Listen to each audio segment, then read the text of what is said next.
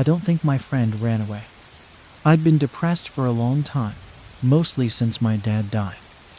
All his friends called him a hero. He was a cop, and he sacrificed himself to save the lives of 23 people being held by an active shooter.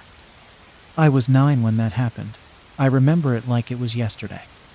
But yesterday was my 17th birthday, and now my life is a nightmare. My mom eventually remarried, but I can't blame her for that.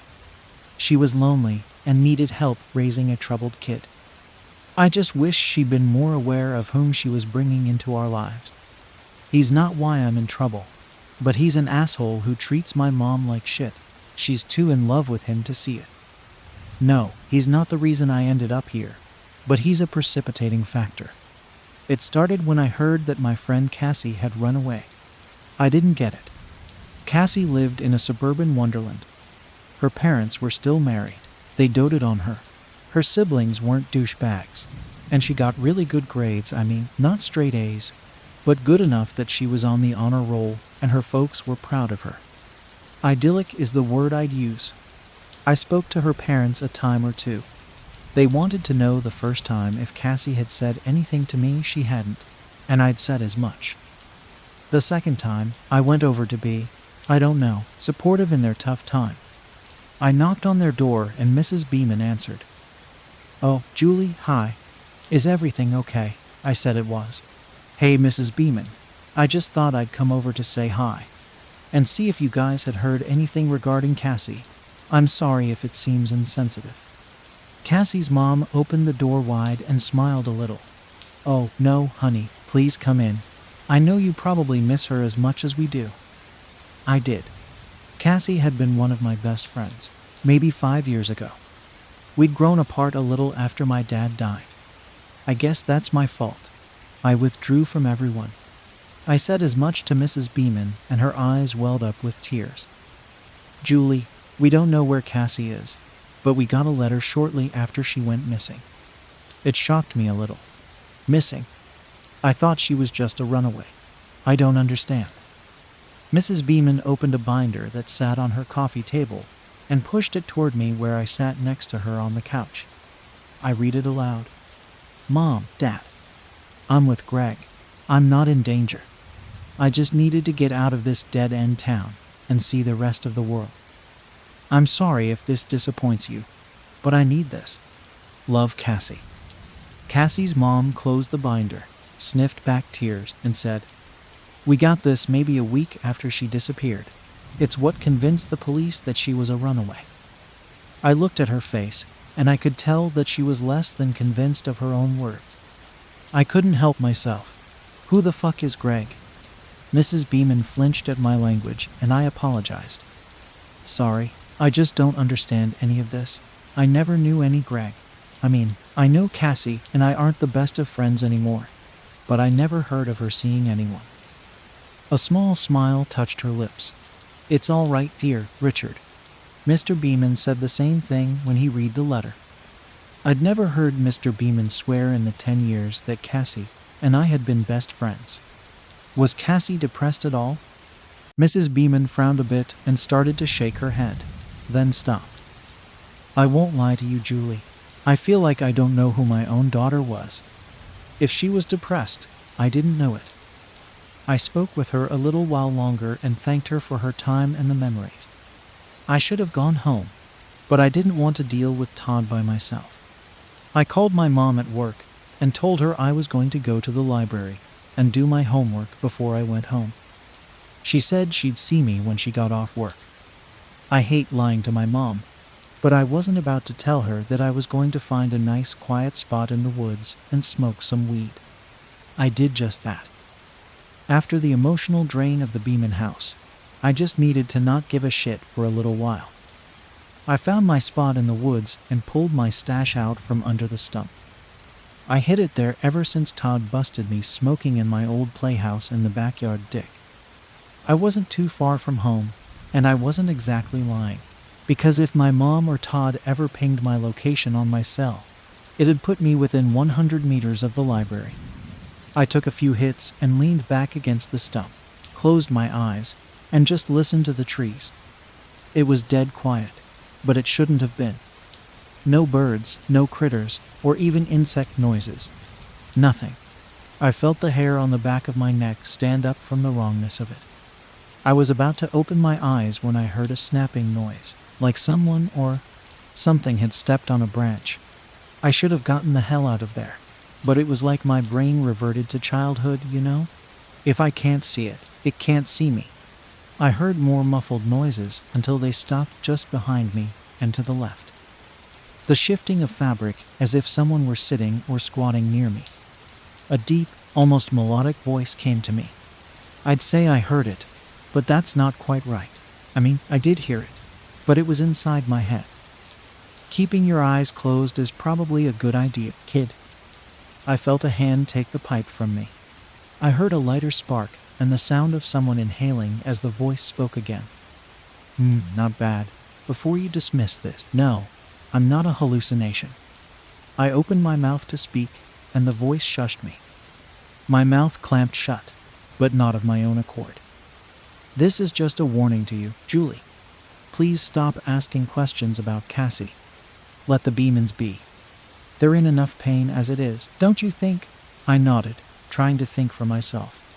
I felt a sharp poke somewhere behind my eye, and the voice said, Yes, I am who the letter referred to as Greg. Cassie is with me, and it's going to stay that was for as long as I like. I felt tears squeeze themselves out from under my eyelids. I felt the pipe placed back into my hand, and the barest of a breeze blown from the direction of my tormentor. No, not a breeze. It was his breath.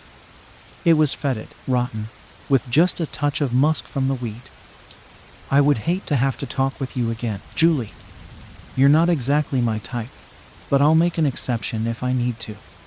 Unbidden, images flashed through my mind. Tall, pretty, willowy girls like Cassie, their faces bordered in the black and white of missing posters, so many of them. I shuddered and shook my head emphatically. He spoke again. Good, I see we understand each other perfectly. I hope there's not a next time, Julie. I stayed there, shaking, eyes squeezed shut for how long, I don't know. I started to hear the sounds of nature again, birdsong, the buzzing of insects. I screamed when my phone rang, my eyes flew open, and at first, I was surprised to see it was dark. I saw my mom's number on the screen and answered. Julie Marie Townsend, I've been texting you for an hour. I'm in the library parking lot. Get your ass out here and let's go home. Dinner is getting cold. I took in a shuddering breath and told her I would be out in a minute. I stashed my pipe and made my way to her car. She chewed my ass the whole way home about not answering her, and all I could do was apologize. I'm writing this down so I remember it. I hope he can't dig into my head and see that I am. If he does, I may be the next runaway.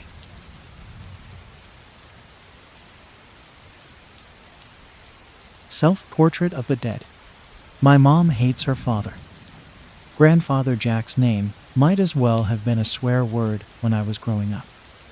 Dad told me the story once, on the condition that I never tell Mom I knew. Jack was married to my grandmother Kathy for 22 years before he cheated on her. It wasn't a midlife crisis or an intoxicated indiscretion. Either he'd been going on fishing trips every other weekend for almost a year before Kathy figured out the fish was named Sally, and that she was half his age. Either Dad doesn't know the specifics or he wouldn't tell me.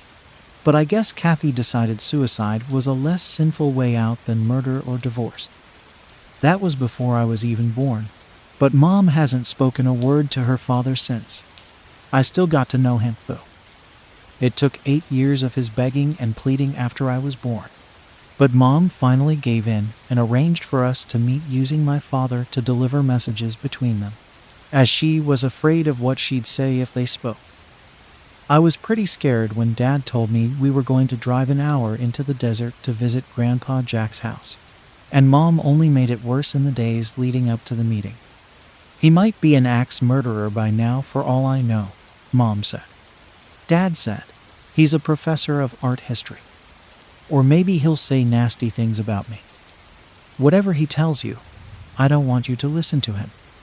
Dad made a joke about how I've already had a lot of practice not listening to my parents. Mom didn't smile.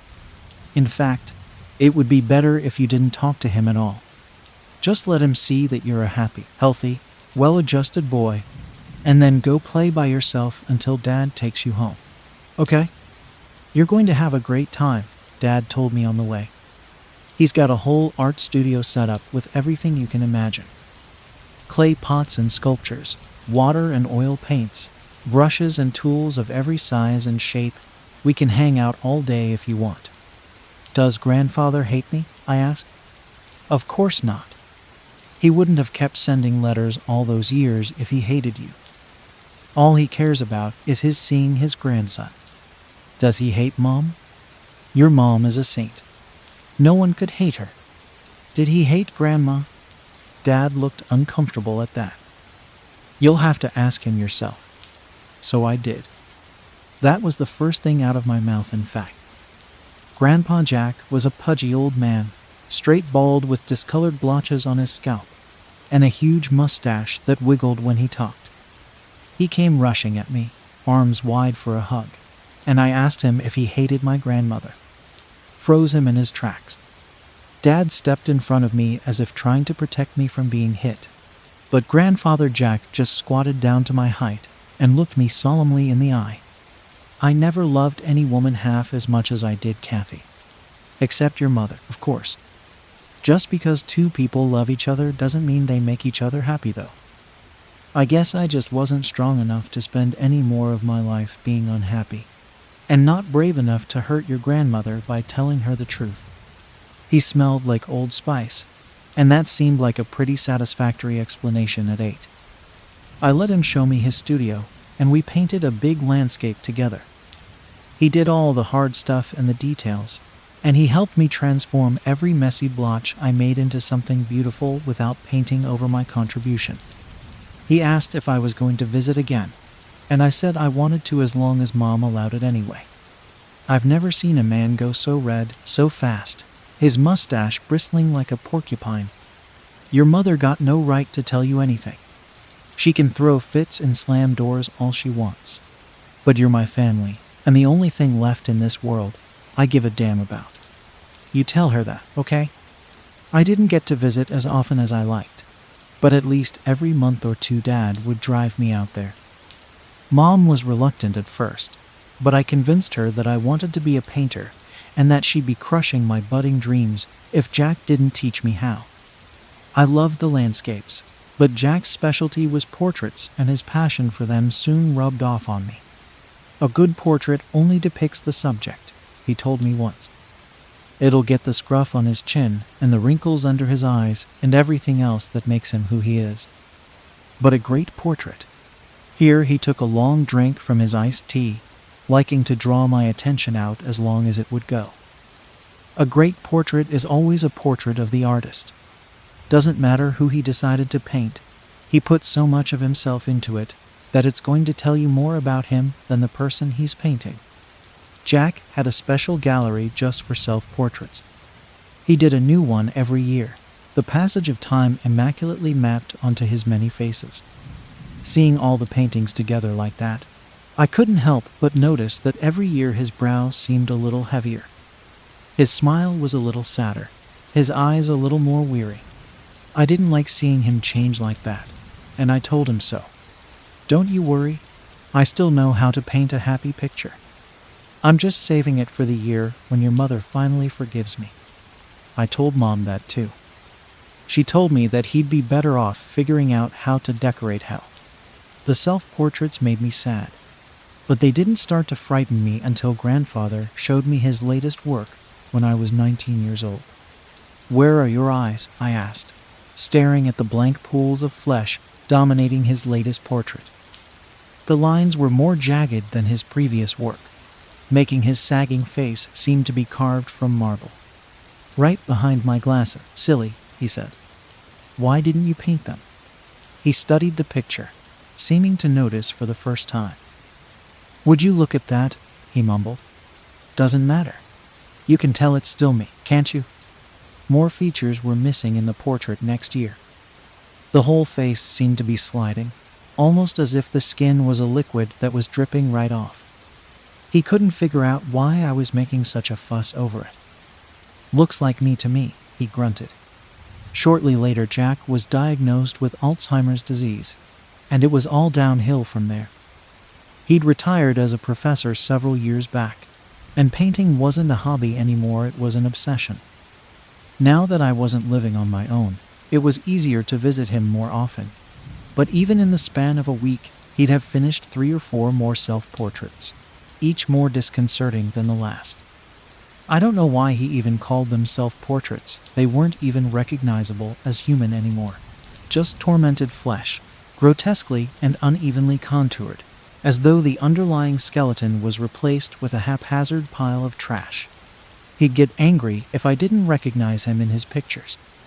He said he was painting who he was, and if I didn't see that, then I was the one who was blind. A few days later, and he'd be excited to show me his next one, completely forgetting that the last one even existed at all. "When is your mom going to come see? I've been calling her all week." He even forgot that she hates him too. Every time he'd ask, and every time I'd make a vague excuse and promise she'd be there next time. He was 86 when he had his stroke. He didn't paint again after that, and within the year he was gone. Dad and I went to the funeral, but Mom just locked herself in her room. Grandfather still left everything to her anyhow, saying in the will that I may not be able to give her a home, but at least I can give her my house. She didn't want to even set foot in the place though, so a week or so later I went to start boxing up the stuff for her. That's when I saw his final painting. I was dreading even going into his studio, and not just because I knew it was going to be the biggest job. I started stacking the abominable canvases face down so I wouldn't have to look at them. But I couldn't help but notice this one was different. It was so perfect that it could have been a photograph. The self-portrait showed Jack lying peacefully in his casket, hands crossed over his chest, eyes closed. It was strange that he'd been able to paint it so precisely, considering the rest of his recent work littering the room. I sat there for a while thinking how heartbreaking it was for him to predict his own death like that. I left the painting out while packing, thinking of hanging it in my apartment to honor him.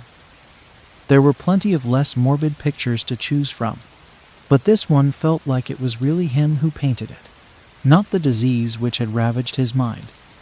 It made me think that his spirit was at rest somewhere, and that made me glad. I hung it in my bedroom that night, saying goodnight to him, just as I'd done on the dozens of sleepovers where I'd laid my sleeping bag at the foot of his bed.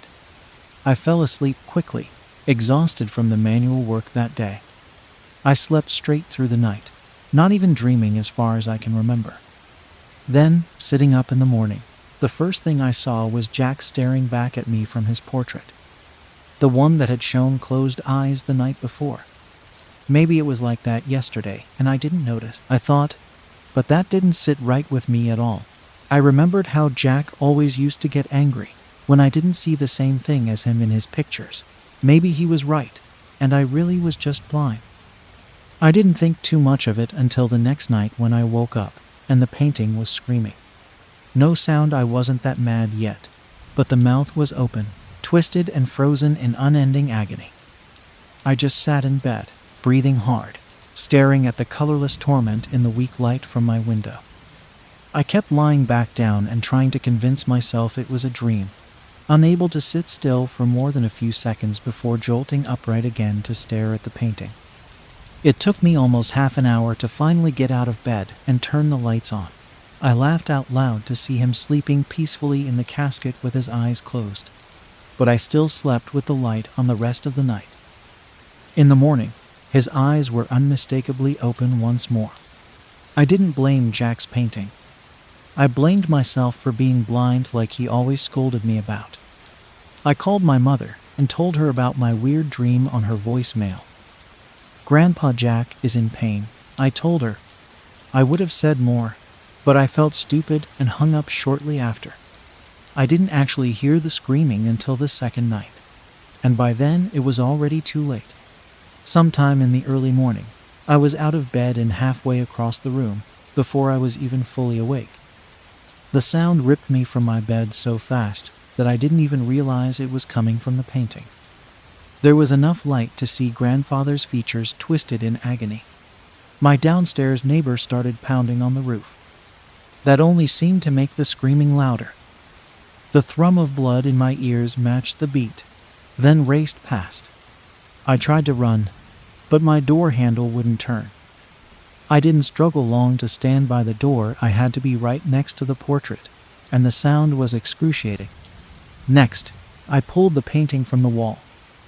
Hanging behind it was a second painting, one I'd never put there. One of the disfigured ones with its lump flesh all supported wrong from underneath. I saw this as a sign, although I was too freaked out to guess at what. So I hung the screaming painting back to cover up that abomination. Resecured to the wall, I started to retreat toward the window.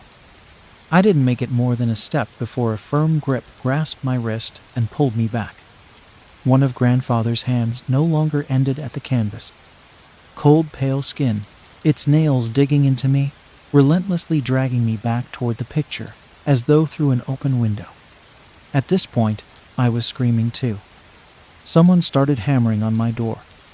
I tried to brace myself against the wall with my feet. The pale hand shook for its effort, but it was still stronger inch by inch, pulling me into his coffin. I almost wriggled free when his second hand shot out, this one catching me by the throat to haul me forward at an alarming rate. I was so close I could smell him, but it wasn't the Old Spice cologne he always wore. My face pressed against the canvas. It smelled like rotten meat. Then I was through. I clenched my eyes shut, helpless as his cold arms wrapped around me. It was quiet on the other side. I couldn't even hear my heart anymore. The pressure around me was gentle, like being encompassed by cool water or even a heavy fog. A moment later, and the sensation was already retreating. I opened my eyes to find myself standing in my bedroom, facing the portrait on the wall. Hands folded across his lap, eyes closed, just like it ought to be. I spent the next half hour profusely apologizing to my neighbors. I'm lucky I didn't get locked up. After that, I called my mom, surprised to find her in tears. "Are you okay? Where are you?" I asked. "I'm okay. Dad's okay.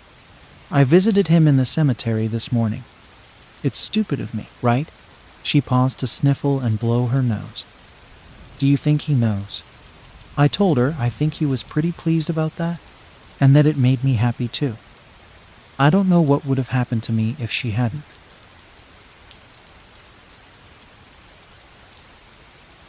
He Who Wanders. I missed the scorching wind of Andalusia. How it pours sunlight onto your face, toying with eyelashes, flattening dry sand against cheeks, and milling around hair. I missed the smell of the valley, and that ripening softness of muscat fluff glistening in the afternoon breeze. From up here, I can see the house where I grew up. I see white chapels tucked into grape orchards like pawns scattered on a chessboard. I can see patches of asphalt on El Jardinito Road hailing from the old town through dappled rocks, then waning behind the horizon with erratic headlights of beat-up trucks cruising along. One of the pit stops along El Jardinito, where truck drivers stop to relieve themselves, marks the starting point to this wavy trail. All covered in blotches of spindly grass stalks and flaxen sand, the trail is barely noticeable at first. Truth is, no one even cares to notice it.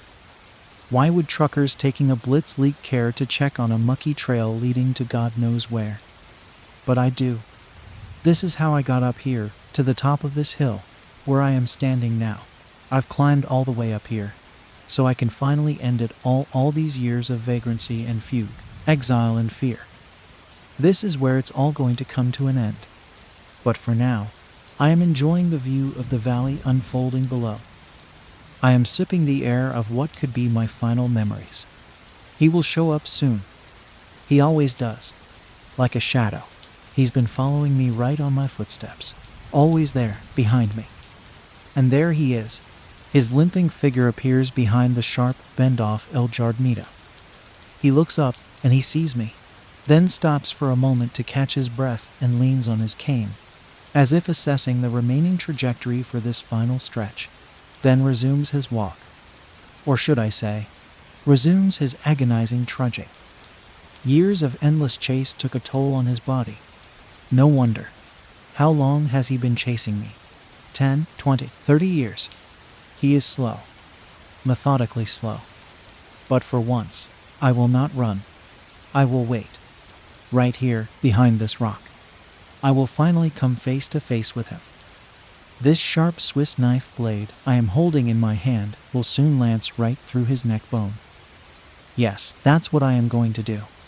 This ends here, at the dead end of this sandy trail atop the hill overlooking the valley with its white chapels and muscat orchards. Funny. After all these years, I still don't know the real name of my chaser. I always called him what Master Borges called him. He who wanders. He who wanders. Listen, I will kill you. Borges. The Borges. I idolized him when I was in college. Many did, but I was different. It was 1961. I was an average lazy learner at the Universidad Laboral de Córdoba, floating around from one semester to another with barely passable grades. I had very few friends and almost no interests. One can say that I had an early form of an identity crisis. Besides chugging an asado, my only other passion was literature. Latin American literature. Borges and Neruda were at the forefront. One could only imagine my excitement when I saw a pamphlet hanging on the wall of the literature faculty. Spaces were limited. But who cared? It was the man himself, Jorge Luis Borges, coming to give us a lecture followed by an open panel of questions. Like a maniac, I rushed to the auditorium hours before the lecture. I was the first in line, and when the doors opened, I got the front row seat. The auditorium was packed with drooling chins of young self-proclaimed prodigies, awaiting the arrival of the Great One. And there he was, the blind lord of literature, walking upright onto the stage with a cane and his loyal assistant right by his side. Standing ovation. He nodded and made a "thank you, please be seated" gesture. Then he began. The lecture was dedicated to Spanish writers. I cannot distinctly recall if it was Cervantes or de Vega. It truly made no difference. Somehow, I managed to sit through his entire lecture, which lasted over 3 hours, and remember nothing. He talked slowly and methodically, pouring honey into our ears like Segovia's guitar, with his absent eyesight affixed on the ceiling. And then it happened. Something that caught me completely off guard. Before closing the day, Borges was about to take questions from the audience. Of course, I raised my hand, and so did about hundreds of other students. One of Borges' assistants whispered something into his ear, which made him smile. "It is an honor for me to be in front of an audience of young people, but our time is not infinite," he said with blind eyes still pinned on the far corner of the hall. "For that reason, I will randomly pick questions from 5 of you. I have never won any prizes or lotteries in my life. When I played poker or blackjack, I lost far more than I won. I knew my limitations, and that turned me into an average apathetic person, rarely trying to outdo oneself. And so, sitting still with little ambition, I got used to that. Until that moment. When I saw Borges pointing his finger in my direction, that came as nothing short of a shock. Me? Yes, young man. Senator Borges picked you. Step forward and introduce yourself, said his assistant. I did not know what to ask, so I quietly mumbled my full name. Fernandez Augustin Navarro. Borges shifted his gray-shaded pupils in my direction, as if reacting to a sudden buzzing of a fruit fly. Fernandez Augustin Navarro. Navarro. Haven't I met you once before, young man? He asked. No, Senator Borges. I never had the honor. But you will. We will meet again, Senator Navarro. You and I will meet again. But for right now, what is your question? The rest of the day was foggy. I don't even remember what question I asked. It must have been about him winning the Prix International, not sure. And maybe not important. No, not important at all. The greatest writer in the history of mankind called me by name, and then that bizarre, unreal thing he said about us meeting again. When? 9 years later, in 1970. And there I was, a somewhat promising journalist in one of London's somewhat scandalous tabloid newspapers. Every week my name was featured on the second page, alongside with celebrity chronicles and vile rumors. My paycheck was decent enough for a small studio flat by Manchester Square. After years of having been pent up by directionless studies, you could say I became something more than an average. Or at least that is what I believed. That day, it was early October. Arguably the best season in London began as usual. I ate my chic breakfast consisting of 2 scrambled eggs, ham, toast, and dark roast coffee at Barrymore's Diner, and was ready for a pleasant walk to the office. It was shortly after 8 and I was in no hurry. My route was the same as it was every day. Past the square, right turn on George Street, left turn on Thayer, another right on Marylebone. My thoughts that morning were all preoccupied with a piece I was working on, so I was slowly making my way through the square when something caught my eye. Or rather, someone. At first, I did not pay much attention to him, no more than I did to anybody else who idled at the square that morning. Hippie rascals with soiled hair playing guitar on every corner was a common theme in those days, and London town was certainly no exception. So here was another one of those misunderstood love proclaimers, sitting right behind the gated area of the square. Striped worn-out jacket, heavy cap, sandals with clots of woolen socks sticking out. A common hippie bum, as anyone may have thought. I thought so too, except this one had something that made my intestines churn. I didn't know what it was, but once I saw him, I felt the irresistible urge to instantly walk away and never see him again. The way he looked at me, that gloomy frown that made me think of a line from Oscar Wilde, "That fellow's got to swing." There certainly was something outer-worldly about that fellow.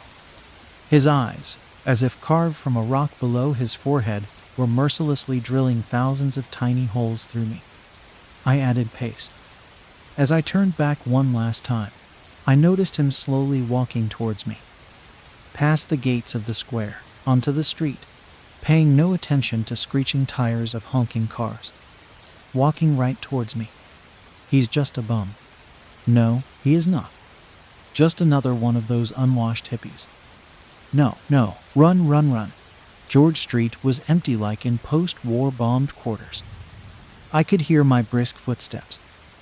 Or was it the drubbing of my aorta against the chest? He was catching up. Run. Don't be silly. Yes, run. First slowly, as if you're trying to not show your chaser that you're scared. No, not scared. More like in a hurry. Why am I running? I can take him out with one punch. But it really wasn't about that. It was my first experience of that feeling, which I can only describe as some sort of primordial sense of fear. Panic. Dread. Unexplained sense of looming doom arching above you like a dark figure with a sign. I ran. I ran faster than my feet could move. As I turned the corner on Thayer, I paused and looked back, fearing to see him right behind. Scrambled eggs, toast, and dark roast coffee were about to make their way back up through my esophagus. Wiping the sweat off my palms onto my pants, I bent forward in a protective position and looked around. Empty windows of George Street were checking me out like a toddler witnessing parent in a cowardly act. Whoever that man was that incensed me into this uncontrollable panic, he was now gone. Shame on you, Fernandez Augustin, I repeated to myself while making futile attempts to enthrall palpitation to subside. Shame on you. I mumbled, repeating that word. Mumbling turned into whistling that song by Magic Lanterns. Shame, shame. I whistled, acting calm and self-composed. I sang without knowing words, only to convert my mind to something else. I sang so others wouldn't notice me shaking. I climbed the stairs of my office building. 3 at a time. 3rd floor. The familiar smell of typography oils calmed me down. Safe heaven. Shame on you, Fernandez Augustin Navarro. Even now I question myself whether my journey to madness began on that day, or was it underway for many years. Madness that creeps in and recedes in tidal waves. Is that how it usually happens? All I know is that an hour later I was laughing at my little moment of weaknesses. Preposterous and rubbish. My thick Andalusian twang spoke to me. The idea of being fully checked out by a specialist did cross my mind, and I immediately thought of Dr. Patel in Camden Town. He'd give me a comfortable medical diagnosis like a panic attack and prescribe some white pills, I thought. Little did I know that the day had more surprises in store. The unnerving script development continued in a more eerie fashion when my boss marched to my desk with a pack of printed paper. No, Navarro, you are not going to see Dr. Patel in Camden Town, who will make a judgment call on your insanity. Instead, you are going to do an article on Jorge Luis Borges' new book. He is making his presentation today at London Public Library and blah, blah, blah. I forgot about the panic attack. The thrill of seeing Master Borges again, 9 years later, was surreal. Moments later, I was sitting in a cab on my way to the London Public Library, scribbling all possible questions I should be asking him. Ellen Form de Brody? Other books? Forget it. I knew very well what I would ask. I paid the cab and galloped up the marble stairs leading to the hallway, where the master was about to hold his new book presentation. I elbowed myself through the crowd of journalists to occupy the coveted front row spot. Quick inventory check. Wallet, J-sack along with the omnipresent Swiss knife. Seconds ticked leisurely on my wristwatch. 4 more minutes. Forget this morning's sickness. Forget Dr. Patel. Collect yourself. Fernandez Augustin. Navarro, that's your last name, isn't it? Yes. Senator Borges. But how do you? 9 years ago in Cordoba. I told you we would meet again. Do you remember?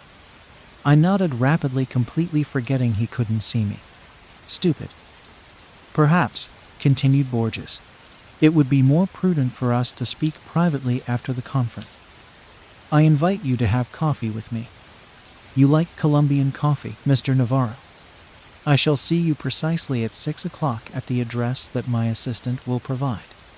His blind eyes were still affixed at the top far corner of the hallway, far above all the congested, sharp-penciled critics and arduous followers of his divine writing. The attention was now all on me, as revealed by hundreds of photo flashes from behind. I thought of all the explaining that I would have to do tomorrow. How does Borges know you? Are you friends? You were raised in Cordova. Are you his illegitimate son? Back then I did not know. Answers came later. Memory is a tricky animal. As I gaze over the valley and satiate my lungs with familiar smells, I cannot think of anything specific. Vague and elusive memories of my childhood home. And these orchards, these white chapels, and the old town itself, nothing but an incomprehensible sensation somewhere down there, below the chest cage.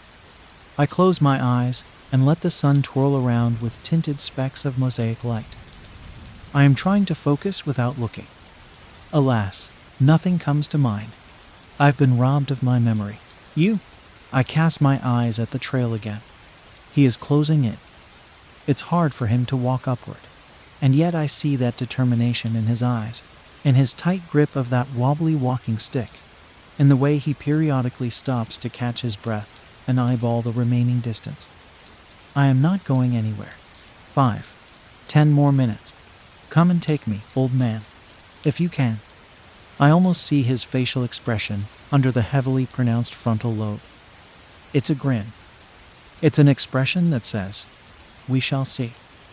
Once I read an interview in the Morning Times. In it, Borges was portrayed as extremely humble and minimalistic. His house was depicted as a perfectly organized space with easy access to everything. Books on the shelves, judging from the admiration of the columnist.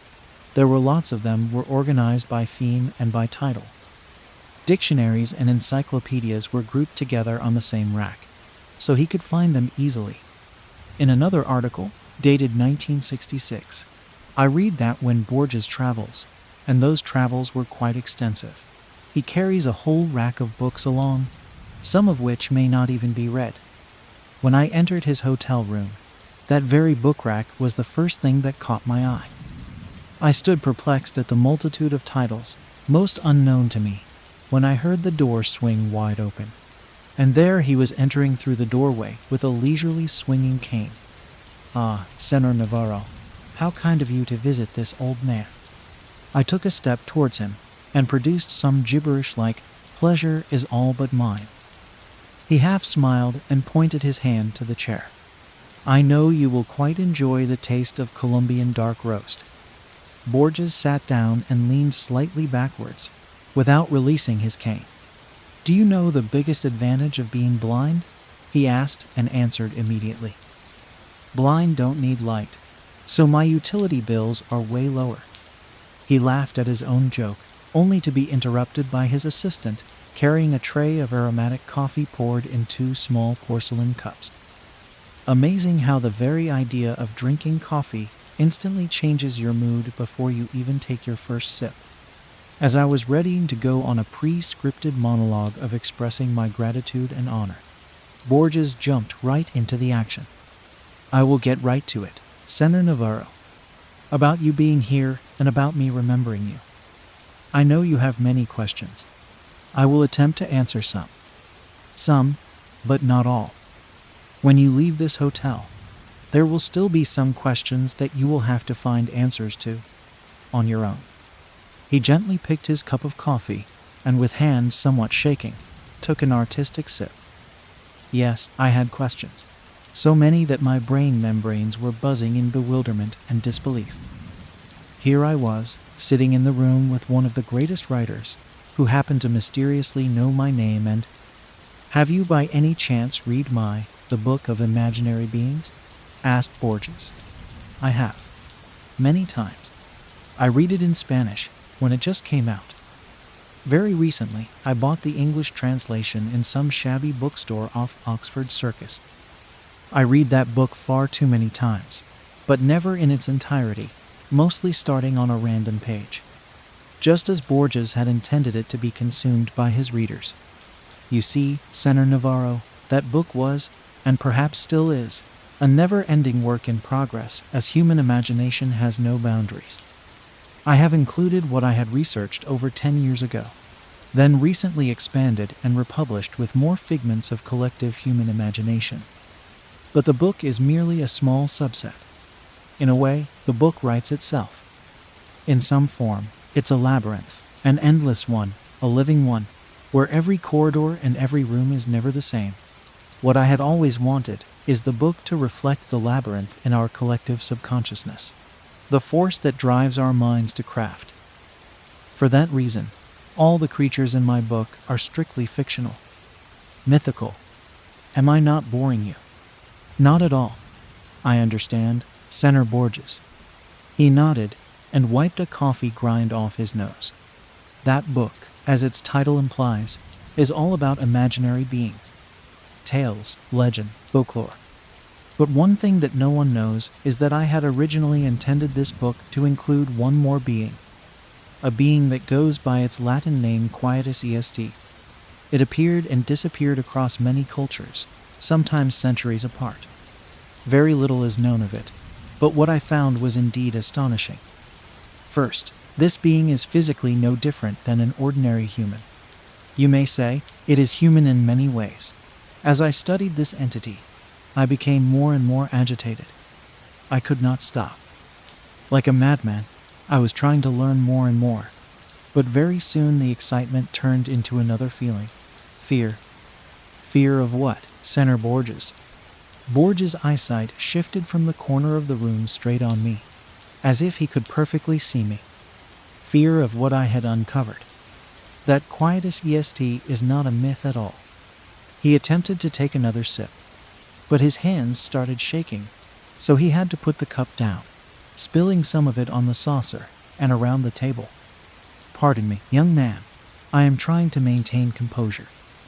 But you have not tried the coffee, he said, wiping his mouth and forehead with a knitted handkerchief. I raised the small cup and took a sip, disregarding the aromatic fumes of Colombian beans drifting down my internal gorges. Pardon me, sir, but you are saying that the imaginary being called Quietus EST was not imaginary. Is that why you decided not to include him in your book of imaginary beings? Only in part. Fear came from the realization of what it would mean for mankind to know about its existence.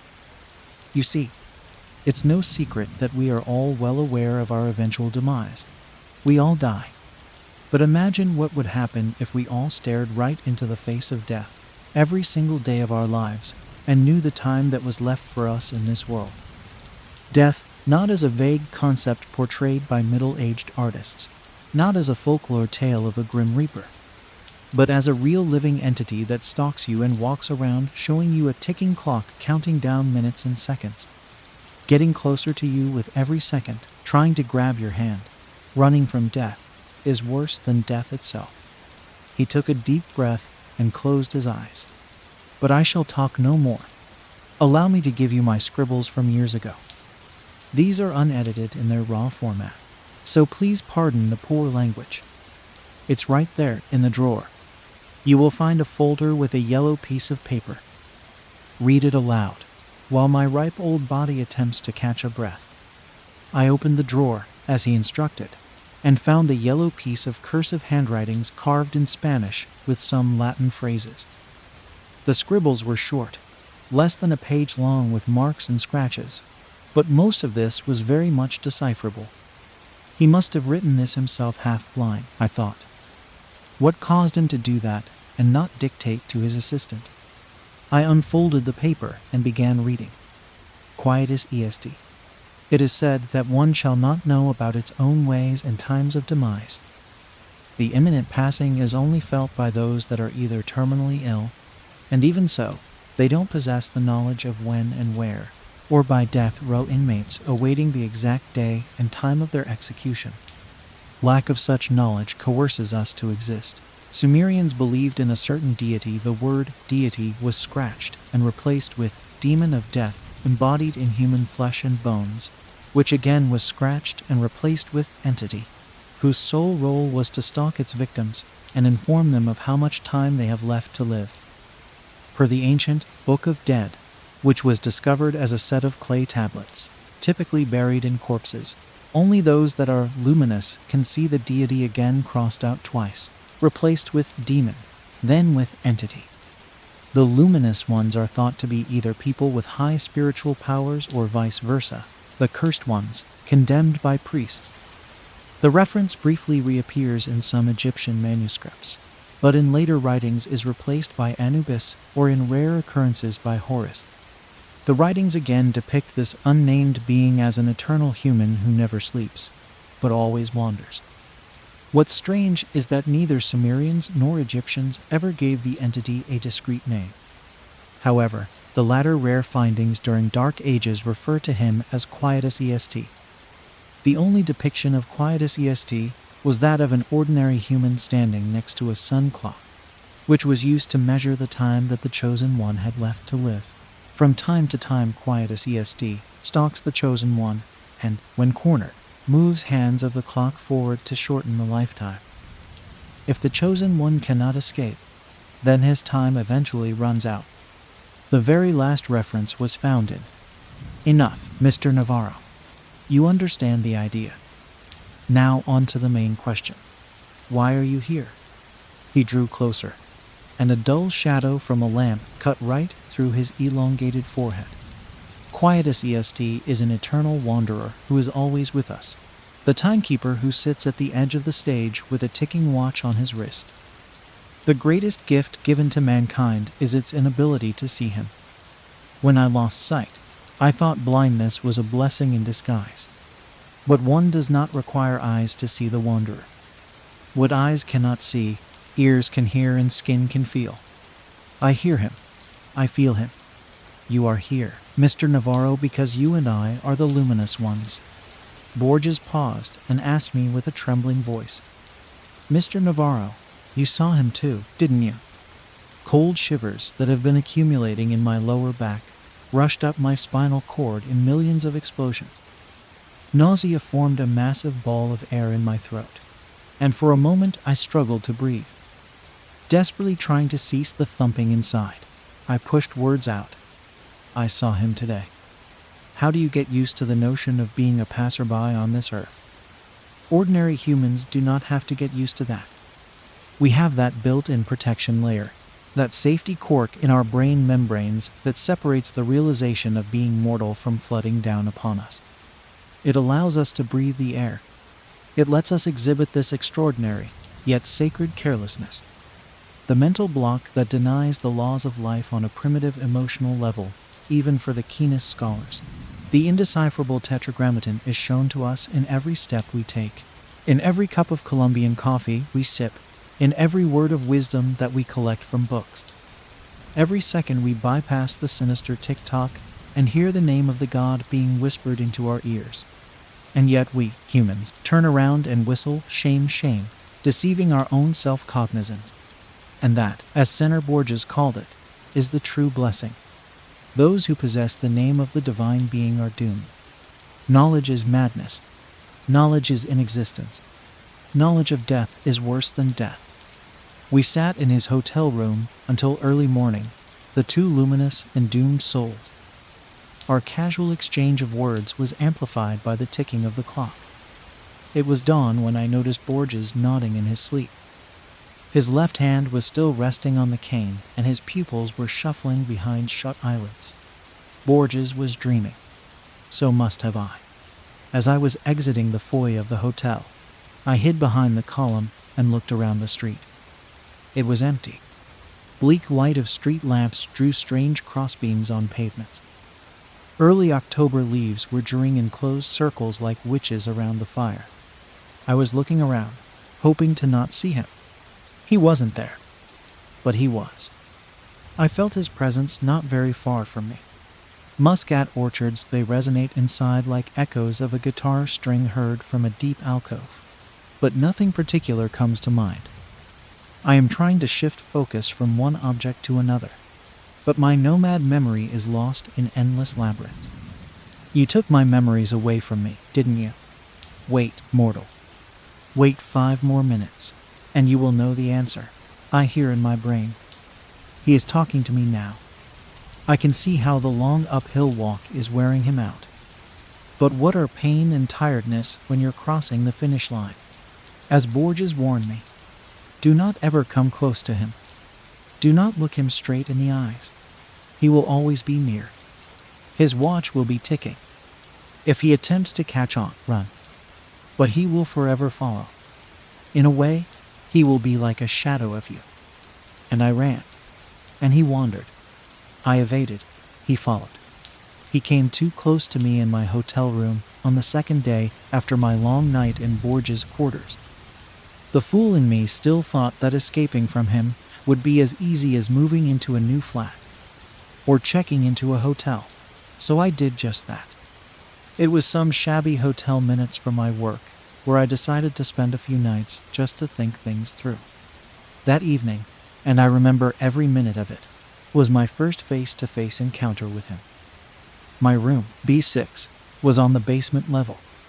As I stumbled through the dark hotel corridor, trying to find the key to my room, I felt his presence, but my ignorant foolishness dismissed all mental warnings and turned the keys. As the door hinge squeaked, I took my first step into the hotel room. A street-level window was casting 2 thick yellow streaks of light on the floor carpet. I smelled dust and spider webs. He was in my room, sitting on the edge of the bed with a rope in his hand. A thin white blanket was covering his head like a shroud around a statue. I stood in a stupor like a paralyzed insect. An avalanche of sweat gushed from every pore of my body.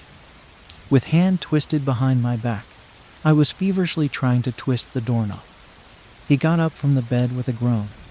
He took a step towards me, hand too sweaty to turn the knob. Open it. Open. He grabbed my wrist. Open. Run. The stretched corridor of the hotel basement flashed like random shots of a silent movie. Run. B5. B2. B1. Run. Staircase. Up. Exit. Run. Your time is coming. Fernandez Augustin Navarro. A whisper crawled into my ears. Coming, coming, hissed the wind. I ran until my legs gave in. I fell down somewhere in the outskirts of the town, passing out in an alley amidst rubbish until sunup. My madness has begun. In the days following my first face-to-face encounter with Quietus EST, I've moved out of my London flat. I had some savings, enough to tramp town to town, continent to continent, doing temp jobs here and there, sometimes sleeping on streets. He was right behind me. Even if I didn't see him for a month, I knew he would soon catch on. It would be only a matter of time for him to pop up somewhere, on the opposite side of the street, in the next car over on the subway, or madly prying through shutters of windows in the house across. My attempts to speak to Borges were futile. How does the blind master live with this curse? I wondered. How does he manage to evade his sinister follower? I had questions. Far more than I had anticipated. But Senator Borges was already on the other side of the globe. I wrote him letters. He never replied. I tried calling hotels where he stayed. Unavailable. The books that he wrote, I bought all of them in attempts to find hidden meanings. What if he had secret messages for me inside his writings? The Book of Sand, Dr. Brody's report. I even searched his earlier writings, analyzed every word. Pointless. Futile. Until 1983. Shakespeare's Memory. His final book, as it turned out to be. I was somewhere in Eastern Europe when I bought the book. Immediately, I began my scrupulous study. Letter by letter, page by page, analyzing every space and every punctuation sign. And that's when I found it. The answer. The answer was the story itself. The story that did not require much study or decryption. All I had to do was read it. I knew I had to come face to face with Quietus EST like Borges did, but not before having to go through the life of an exile. That's what Borges had intended me to do. Such was his final and only message to me embodied within his last story. A story written for the public, but intended for my eyes only. The story was that the protagonist receives memories of Shakespeare. Memories that overwhelm him, overpowering his own. He forgets modern-day cars and engines, instead remembering faces and names from some distant past. Memories he has never known. Memories that belong to another man. In a way, he will be like a shadow of you. Borges told me that night. Slowly but surely, my shadow was becoming me. That's why I can only vaguely remember you. My childhood home. Him or me, no more running. It ends here. Few more minutes, I say to myself as I look at the watch. There he is. He is out of breath. Beaten, tired and bent by the weight of his own arid body. One last push, old man, and we will meet. I am hiding behind the rock. His footsteps on gravel and sand. I can tell them from any other footsteps in the world. His breathing, wheezing and crackling. I am counting to 5. He knows where I am, but he is too tired to take that last step. Let me take that step for you. I am staring at his face, wrinkled like leaves of an ancient scroll. Time's up, Quietus EST, I am telling him. He is not fighting back, and my Swiss blade finds a comfy spot below his Adam's apple. I am going to finish him now. Popping sounds are coming out from his flabby throat. What are you trying to tell me, old man? Let me hear your last words. I am easing the pressure to let him talk. But the sounds that come out not words, but laughter. You are confused, he says. You've got it all wrong. Let me help you understand. I am letting him sit up. He is coughing blood. One wrong move and he's dead. He wipes the blood off his lips and nods in understanding. All my life I have followed you, he begins slowly. It's a miracle I have come this far and lived this long. Ever since I left Cordoba, I was a ticking time bomb. I was diagnosed as suicidal. Doctor after doctor Therapies, specialists, prescription, yoga, I have tried them all. Some helped for a while, and the disease subsided, but then trolled back with a new, stronger wave. It's this disease that nests here, and he points to his head, forcing me to look for a way to end my own life. It all began in London, on that morning when I was sitting on the bench in the middle of that square, feeling the disease gnawing on my brain. My first attempt was in that hotel, room B6. I sat on the bed in that dark room for hours with a rope in my hand and a blanket over my head. Death opened the door and stood above me in the darkness of the room. Oh, how I wanted my pain to end. But it was not meant to be. Not then, not there. I had to live on. Ever since that day, it was a cat and a mouse game between us. I chased death, and death would always slip away. Until now. He pauses, rubbing his flabby neck, then points his finger down the valley and continues. I was born in that house. I remember every moment of my childhood. My parents, my toys, my school. I remember playing hide and seek with my cousins in Muscat Gardens and dosing off to Sunday clergy in that white chapel. I remember Eastern rugs being washed on the street and the smell of grapes. My name is Fernandez August Navarra. And you have no true name, but they call you Quietus EST, the one who wanders. Filaments of scorching infernos have been ignited all over me. The fire sets off inside my eyelids, spreading over to all facial pores and trickling down my body. Lies, imbecile lies, I roar. Look at me, he says. I am an old man. And you, still young and strong as you will always be. You have not aged. Now think more. What do you remember of your childhood? Shakespearean memories of random sounds and smells are all you have gained from me. Master Borges knew who you were. He cracked you, and then he tricked you. He made you think you were me. That was his way of evading you by not revealing you the truth until his final breath, final book, final story. You are the one who wanders. And those memories you have, those are my memories. And now that I have told you who you really are, you must finally finish me. I have heard enough of his fibs. I am throwing my knife away. I shall not require any blades to finish him. With hands clenched around his thin neck, I am strangling him. I hear him squeal as the grip tightens. I feel the crackling of neck bones between my thumbs. I see him gulping the air in warm convulsions. He looks peaceful. I sit on his chest and watch his last breath, picked up by the wind, carried down the valley to the gardens, passing by the white chapel and the house where he grew up.